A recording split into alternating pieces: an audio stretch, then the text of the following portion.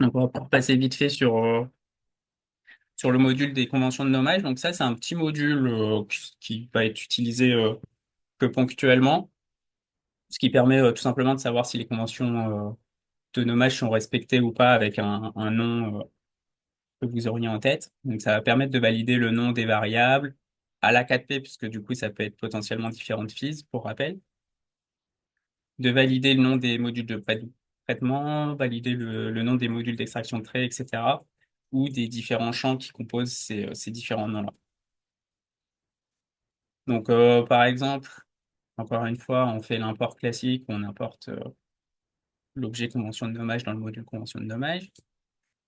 Et ensuite, par exemple, pour valider le nom d'une variable, on va utiliser le sous-espace variable et on va demander est-ce que c'est valide tel nom. Et du coup, ça va nous renvoyer oui ou non. Donc, si c'est valide, ça nous renvoie vrai. Et si c'est faux, si c'est pas valide, ça va nous renvoyer faux. Et dans un certain nombre de cas, on va même pouvoir avoir quelques petits détails sur qu'est-ce qui ne matche pas avec les conventions de nommage. Et donc, ça, vous pouvez le faire avec les variables, les modules de pré-traitement, les modules d'extraction de traits et tout, comme je le disais, ou valider plus spécifiquement des champs qui composent ces différents noms-là. Euh, Ce qu'on peut noter comme limitation de ce module, c'est que la liste des valeurs, elle n'est pas spécialement exhaustive, dans le sens où il peut manquer certaines valeurs. On a déjà eu le cas de figure, je crois, par exemple, avec le soja qu'on n'avait pas pensé. Donc les listes des valeurs possibles, elles sont pas forcément exhaustives, donc il peut y avoir des manques. Dans ce cas de figure-là, on peut quand même tenter de valider notre nom selon les conventions de nommage. Donc, pour regarder le petit exemple en dessous, là, supposons qu'on a un module qui s'appelle comme ça. Euh, D'emblée, ça va nous dire que c'est pas valide parce que le vecteur tank, il n'existe pas. Sauf que si on est à peu près sûr que le vecteur tank, c'est un vecteur qui devrait être valide, on peut lui dire ajoute-moi dans la liste des vecteurs notre vecteur tank. Et à ce moment-là, une fois qu'on l'a ajouté comme valeur possible, les conventions de nommage pourront nous dire que effectivement ce nom-là, il est valide. Donc ça permet de valider euh, un nom selon les conventions de nommage malgré le manque de certaines valeurs. En autre limitation qu'on peut noter, c'est que ces conventions elles peuvent être parfois un petit peu évolutives, puisqu'on évoquait par exemple la possibilité qu'un module qui extrait des traits puisse en extraire plusieurs d'un coup. Et donc là, on peut avoir des noms un petit peu à rallonge avec plusieurs traits dans le nom, ce qui n'est pas forcément prévu au début.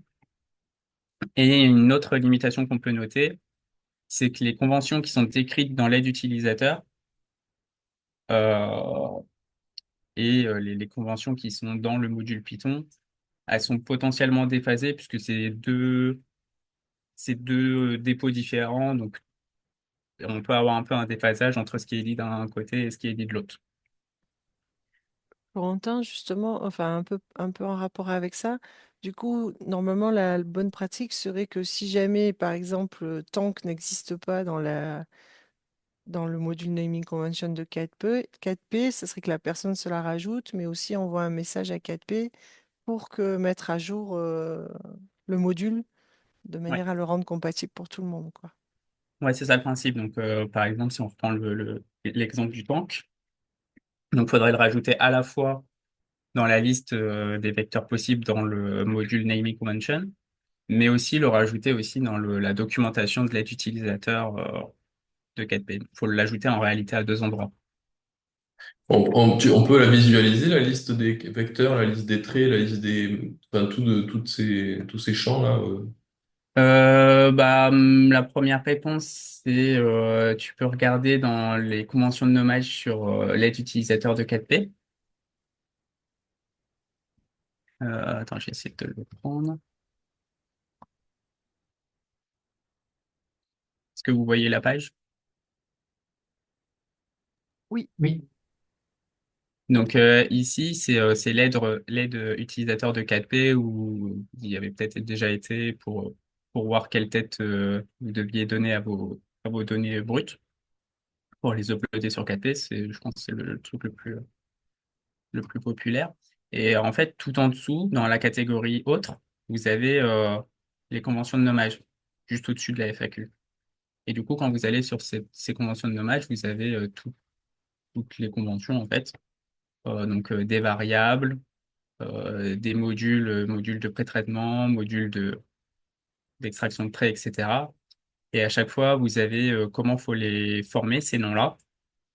Et du coup, donc là, par exemple, vecteur, capteur, trait, etc. Si vous voulez savoir quels vecteurs sont disponibles, vous allez sur la catégorie vecteur.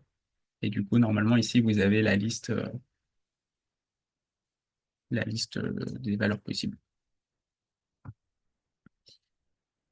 Ça répond à ta question ou... Ouais, ouais, ok.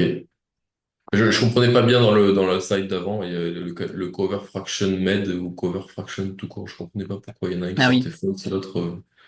Alors là, en l'occurrence, c'est parce qu'on est dans le cas d'une variable. Et du coup, dans le cas d'une variable, faut spécifier quel type de variable c'est, si c'est la médiane, la moyenne, le max, le min, ce genre de choses. Mais effectivement, ce min, max, med, etc., c'est pas forcément obligé dans le cas des modules d'extraction de traits, par exemple. Il y a des petites nuances comme ça, mais du coup, pour savoir, pour connaître les détails, allez lire les conventions de nommage.